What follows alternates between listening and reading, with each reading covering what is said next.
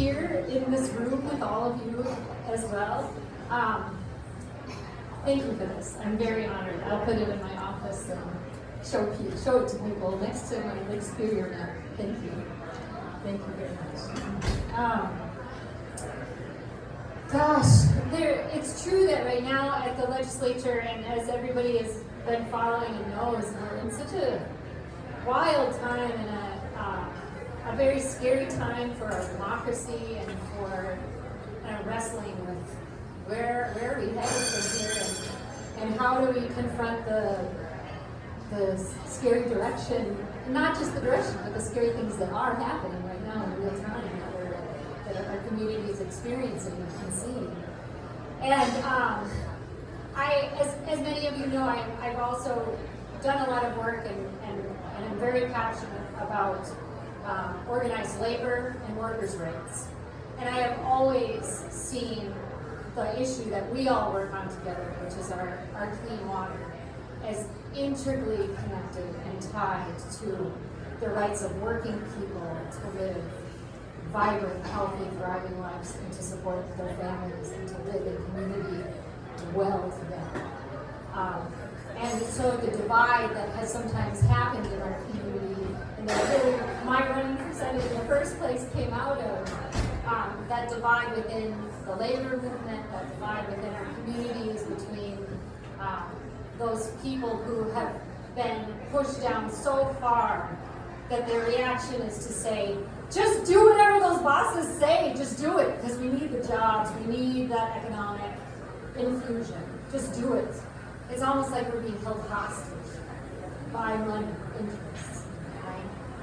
And we see that coming home to roost now, especially with the billionaire cabinet and billionaires literally taking over and dismantling our government in front of our eyes.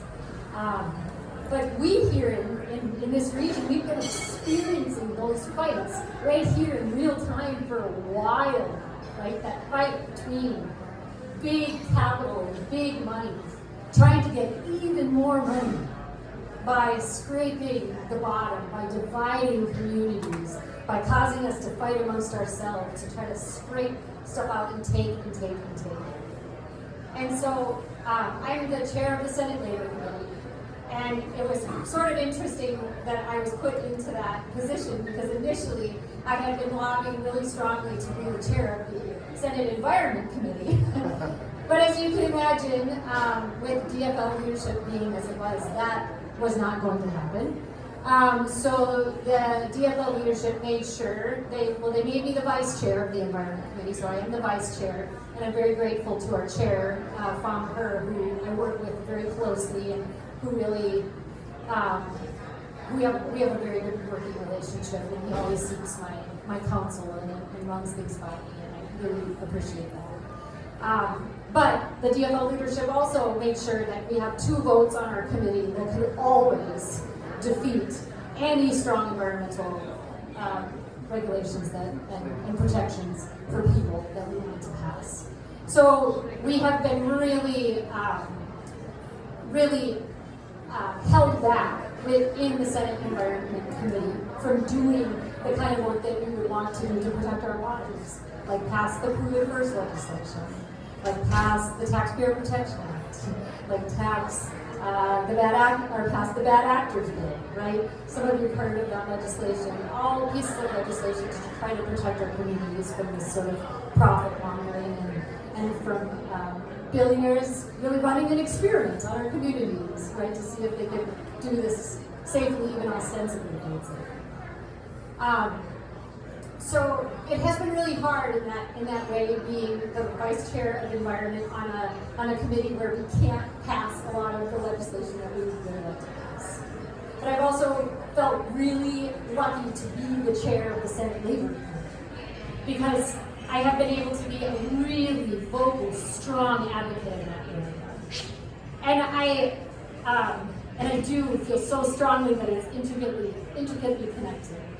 And one of the things that I want to ask for all of your help on as we move forward in this era that we're in right now is to really strongly stand up for working people. Oh, yes, please.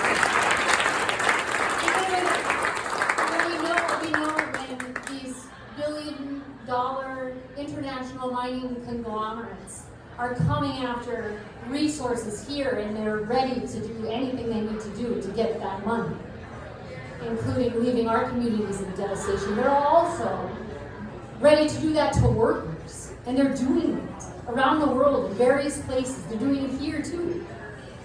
So I just want to give you one quick example, and the kind of push and help that I'm looking for. So in the Senate Labor Committee, we have the DFL majority on that committee. We've been able to do some very, very good work. We passed a statewide earn, sick, and save time law last couple of years ago. Basic stuff that many people in the professions take for granted, right? Have taken for granted for years. That if you needed to take a day, you got something going on, you can let your boss know, I need to take a day. Sorry, you have that built into your benefits and into your expectations for your life and how you're going to live. A lot of working people in Minnesota didn't have that right. And those people are some of the poorest people, some of the least powerful people who have the least representation in our government, the least power to make change to protect themselves and their families. So we passed that law. Really, really proud of it. So this year, in our Senate Labor Committee, we have had 2 attempts, and the last one was successful, to change my labor policy bill to take away earned sick and safe time rights from farm workers who work for small farms. We can have 5 authors on a Senate bill, 5 senators. 3 of the authors on that bill are DFLers. And so I tell you this story just to help you understand just how far down the rabbit hole we've gone. Where a type of Reaganomic fantasyland economic place is where a lot of Democratic farmer labor electeds live in their head.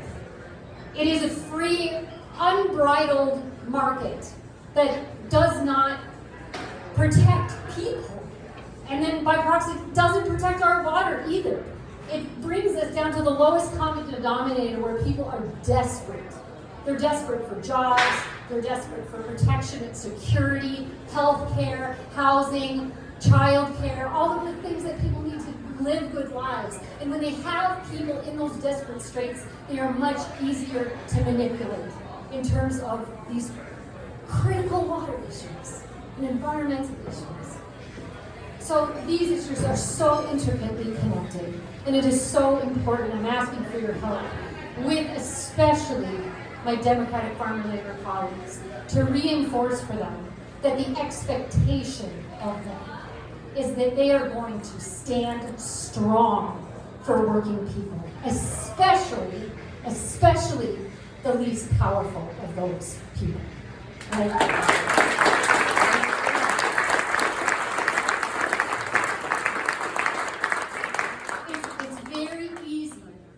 Politicians in St. Paul of both parties to say, you know what we should do? We should really help those miners up north who were laid off. All those, mostly men, who were laid off, who need to have their unemployment benefits extended for longer so that they can continue to support families. I agree, that's a good idea to do that.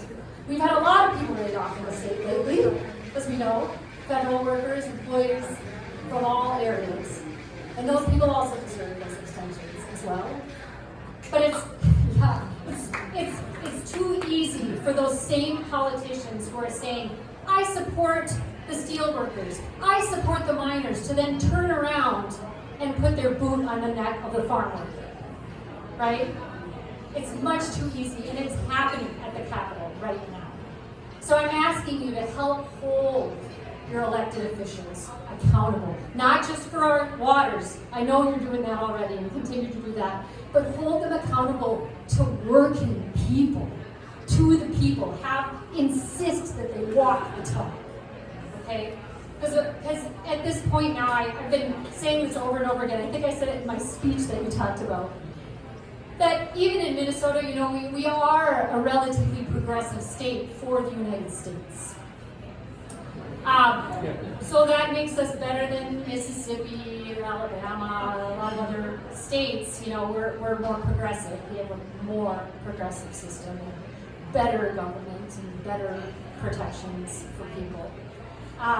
But in the United States, that bar is so low. And even here in Minnesota, a study was just released this year that showed that the top 1% in Minnesota own about a third of the wealth in our state. Yeah, like how did we get here? And it's just so unethical and so immoral that is the state of affairs economically. That kind of wealth inequality is so destabilizing. It's not fair, of course, but it's also destabilizing.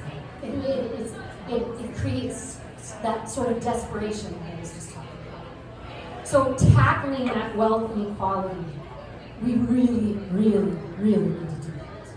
I have a bill that would raise taxes on the wealthiest of the wealthy in Minnesota.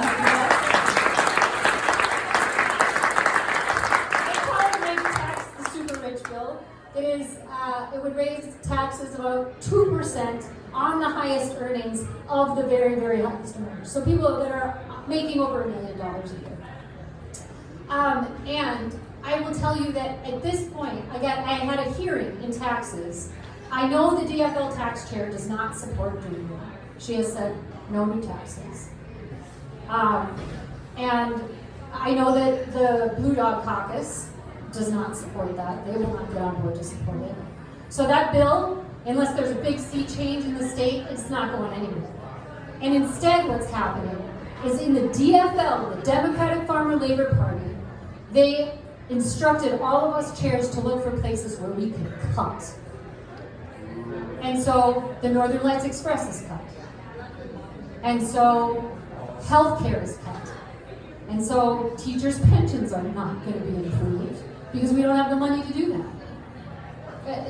I mean, it sounds conservative, right? But like money doesn't grow on trees. It's got to come from somewhere, right?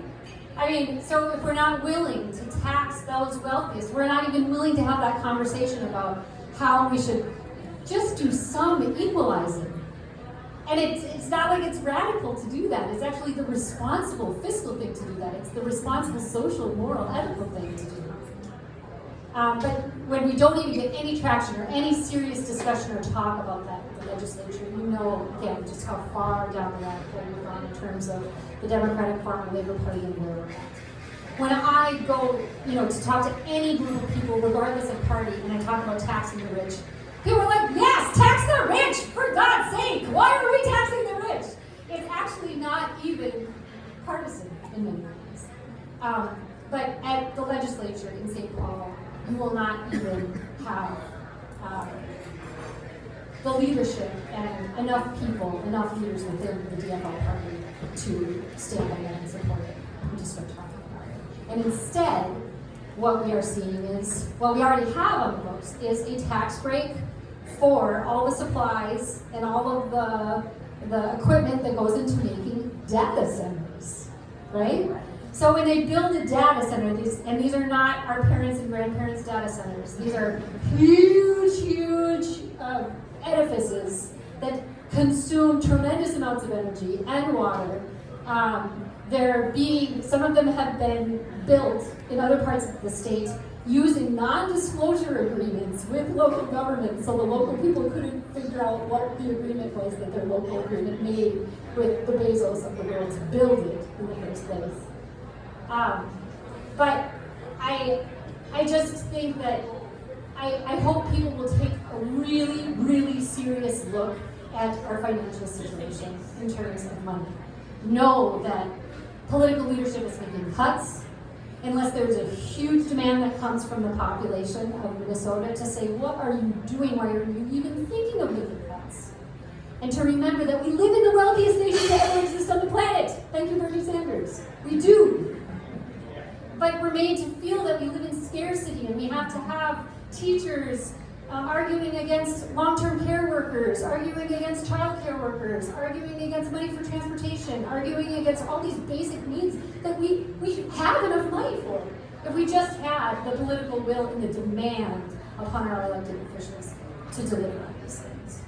So I'm asking for your help on those economic pieces, on those workers' rights issues, to protect people, to do the right thing, and to actually create the kind of community that we can all be proud of going forward. And that's hand in hand with keeping our water safe, keeping Lake Superior safe, and all of our watersheds safe. Thank you for everything you've done.